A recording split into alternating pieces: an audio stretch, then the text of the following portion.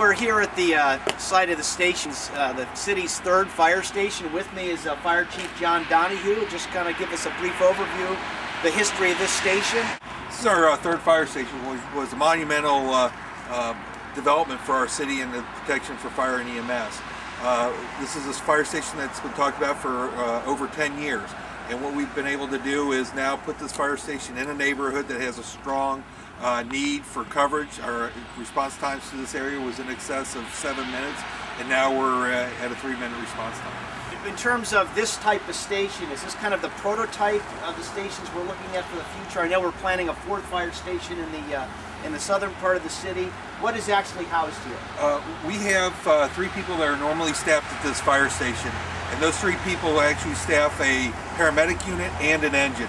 And to answer your question, as far as the prototype, that's exactly what we planned to utilize this fire station as. We do have some room to grow up to 5 people in the future. Okay, and you mentioned response times real quickly. What were they? What are they now? We were at right at 51%. We're 51% of the time we were responding 6 minutes or less time. And that's time that the person picks up the phone at the 911 center. We're now in excess of 60% of that, and continuing to. And what's our goal then? Our goal is ultimately 90% of the time, and that will certainly help with the addition of our 4th station in the future. So this helps us achieve that goal. It does. Great. Well, let's go inside and take a look.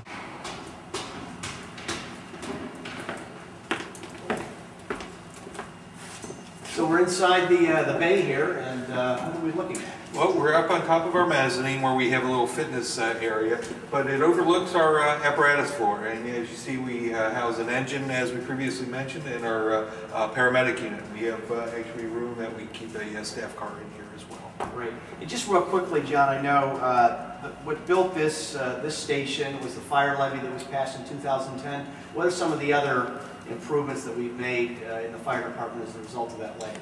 Well, we began replacing some of our equipment. Actually, this year, this paramedic unit that you see here will be replaced. We replaced our over 30-year-old ladder truck. We replaced a engine as of right now, and the guys are now doing some training actually inside the paramedic unit on some new software that we've purchased and cardiac monitors. And just real quickly, staffing. Staffing, we've increased. We've actually hired 14 new firefighters since 2010.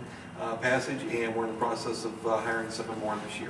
Well, that's great news for the city and for this department and our community. And I know you actually recognize that here with the little banner that you've hung up. Yeah, and actually that's a banner that we had at 2 locations in our city where we planned on putting the fire station during the fire levy. So we've hung it up as a reminder, you know, as the citizens come through our fire station, that we've accomplished our goals. That's great. Thanks a lot, John. Well, and thanks to our firefighters as well. Okay. Thank you. We're here at the site of the city's community center, YMCA, and behind me is the project site for the new training center that will be part of this complex. And this is being built by the National Guard, and it's going to house it's about 67,000 square feet, and some of that space is going to be available to the community. Let's go inside and take a look.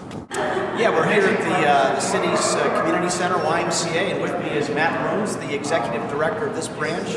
He's been here since July, and he wants to tell us a little bit about what's going on here and next door with the National Guard. Great. I've been privileged to come here in July. I've been with the Y for 18 years. It's certainly one of the best YMCAs I've ever been in, so it's great to be here, getting to know the community, and certainly the Y here has a lot to offer. We've got a couple pools, a wonderful wellness center. We've got a rock climbing wall right behind us, which is very rare to be able to come in an entryway and see such a nice, pleasant program activity going on that a lot of people take advantage of. And with the Guard building coming on board, we're going to have even more opportunities to do more programming. One thing it'll alleviate for us is during the winter months, the 3 or 4 months where the winter activities are taking place, our gym has a schedule, so there's times where there's not open gym time because we have 3 different youth basketball leagues and different things happening. So we will be able to utilize the gym that is in the National Guard building to take care of some of our programming needs and put those programs in there that'll free our gym up for more leisure activities for our members, from pickleball to volleyball and just open gym where Dad can come in with their kids and play those. More time for gym activities and programmed activities. And Absolutely. I also understand there's a large commercial kitchen that will be part of this facility that will be available to the community. Correct. That is one of the shared spaces. Will be a large kitchen, and then there's also 3 community rooms. And I know with the community room that we have here, with some city meetings, and Y meetings, and other nonprofit meetings that happen here, it will be nice to have those as some other opportunities and options for groups in town to meet also. We're back outside again, really in the front of the Community Center, YMCA, and what will now be the National Guard Training Center.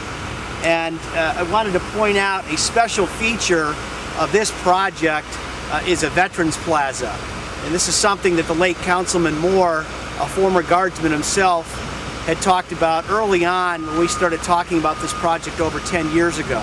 And when these 2 buildings join together, there's going to be a large plaza dedicated to the veterans of not only the city but the county in this area.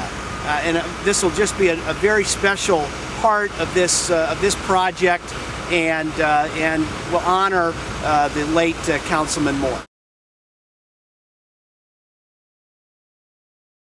Yeah, we're here at the Son of Thurman's newest restaurants for downtown Delaware. With me is Sean Hughes, our Economic Development Director, and Chris Duvall, the owner, proprietor here of this business. And we wanted to hear a little from Chris about why Delaware and why now. Delaware's uniqueness and the fact that it's such an old trout town, it's really, really happy to be here. It's very happy. Well, we appreciate you. All the positive things you've contributed so far. Look forward to the business. Sean, did you want to add anything? I know you've worked closely with Chris. You've been in economic development pretty much your entire life in local government. I appreciate that, Tom and Chris. This is really the foundation of economic development, small business development, helping people like Chris establish in our communities. When that happens and we can develop those strong partnerships and helping them establish and grow in these communities, it makes the medium and larger tier businesses also much easier. It makes our community more attractive to those businesses. So we can bring them in establishments like this, and they take a look and they're like, well, if you provide that much assistance to the small businessman, what are they going to do for us? Wow, I mean, that's a tremendous message to send out there to the rest of the world. Well, thanks a lot. Thanks, Chris, and thanks, Sean, and good luck with the grand opening. I'm going to go open a restaurant here. And all the best. Son of Thurman's, we want to talk about a minute or two about a new type of business that we're seeing in Delaware. And with that, I want to turn things over to Sean Hughes. Thanks, Tom. We had a great 2013 in the city of Delaware. We responded to 184 leads last year, which led to 106 total projects. And we saw 15 new businesses open out of that for 292 jobs. But an interesting new trend that we've seen in the city of Delaware in the last year is this new trend towards technology and creative service businesses. And a lot of that has to do with the changing labor force and demographics of the city. And I think that we're going to see more of that. We're going to concentrate a little bit more on providing the services and support to get these kind of businesses into our community. And Mark Suplicki here with John Tar Creative Services is a prime example of these types of businesses located in our community.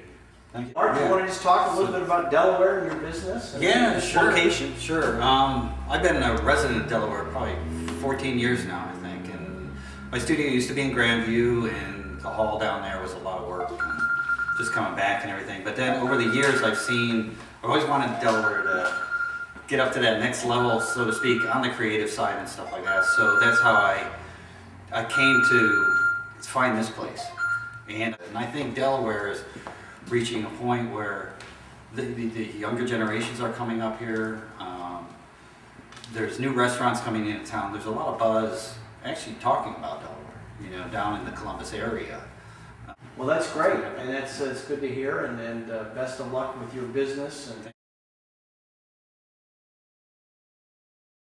We're here at the Public Works Complex. This is a facility the city bought in 2009 and relocated our operation, which was historically over on Cherry Street, to a larger complex. This gives us more space and something that we had needed for a number of years. And with me is the team that we have on board. Is our public service group, led by Dan Whited, our public service group director, Bill Farino, who's our public works director, city engineer, and Jackie Walker, our assistant city manager. This is the result of a reorganization that was initiated a couple of years ago as a result of our need to, and our view of trying to raise the level of service, improve the organization, how we work together, and we're going to just kind of talk about that. And leading it off will be Dan Whited, who came to us a couple of years ago and has worn a couple of hats, and this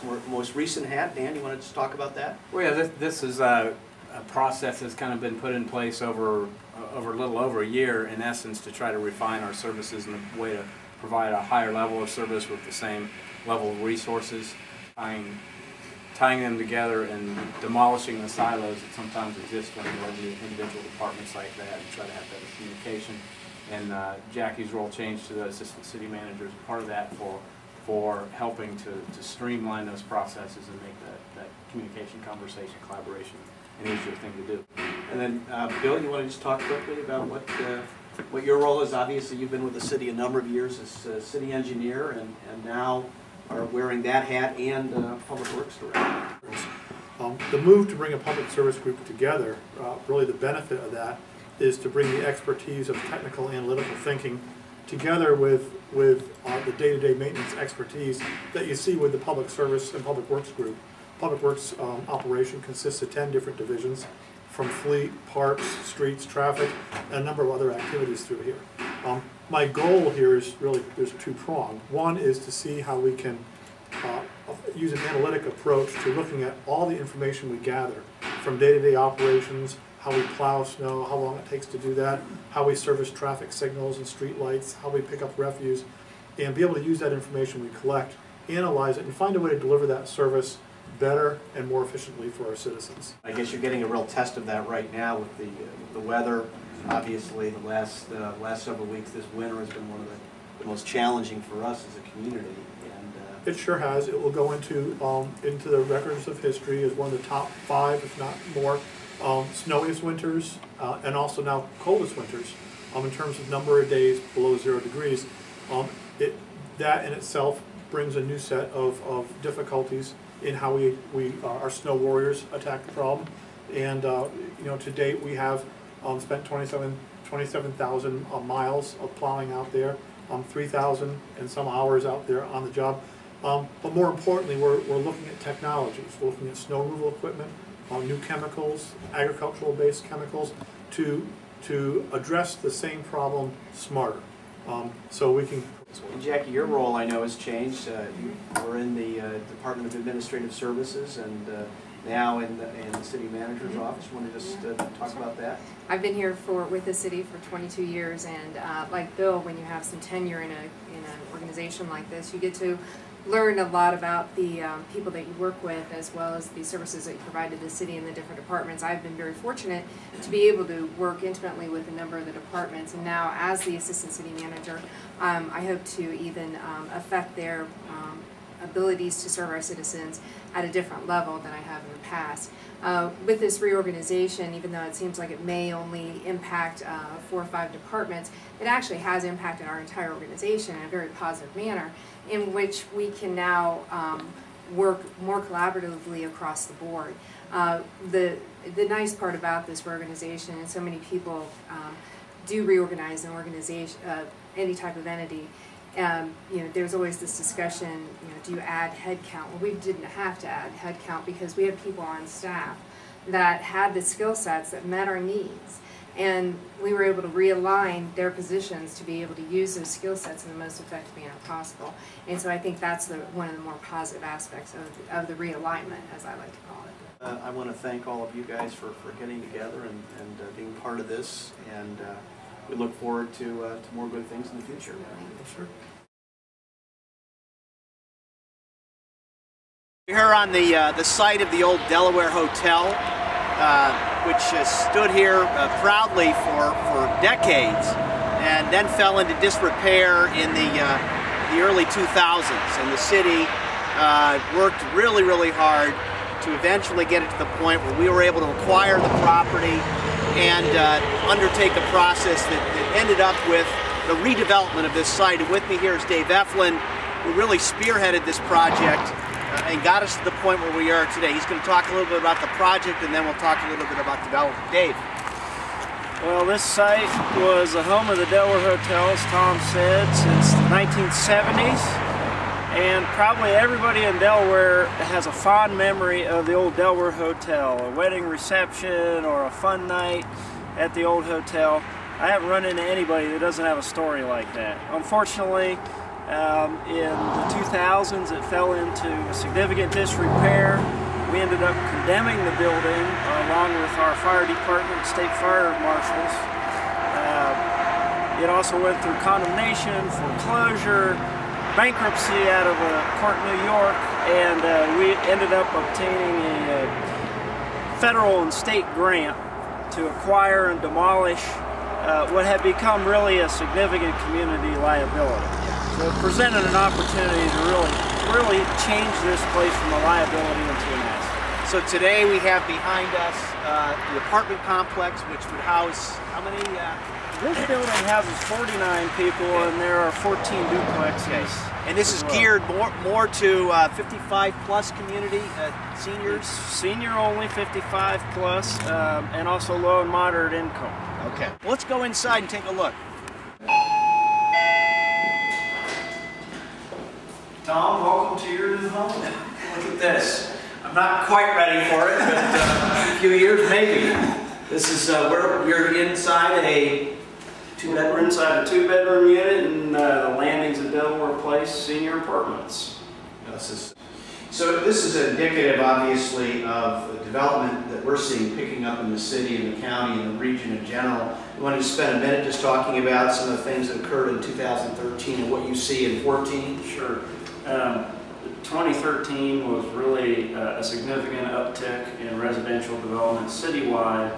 The majority of it focused in the southeast quadrant of our city, but still significant development citywide. The southeast is down with the Council for Old Adults. Down by the Council for Old, Cheshire Road area, 2005 parade of homes.